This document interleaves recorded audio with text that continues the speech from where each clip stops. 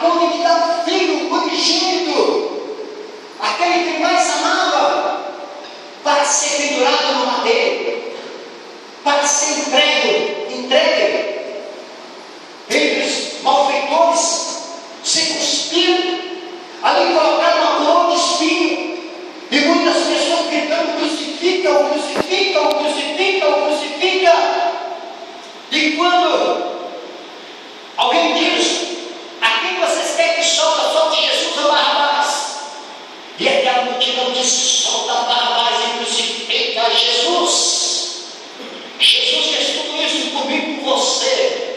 Quando nós olhamos para o livro de Isaías, no capítulo 53, que ele tomou sobre si as nossas dores, a nossa enfermidade, e pelas suas pisaduras nós somos sarados. Deus não estava ali por um acaso, o Senhor Jesus não estava sendo pendurado.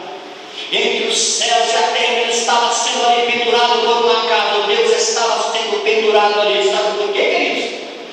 Todos nós, inclusive a minha vida, estava condenado à perdição eterna. Todos nós estávamos condenados se o Senhor Jesus não viesse deste mundo.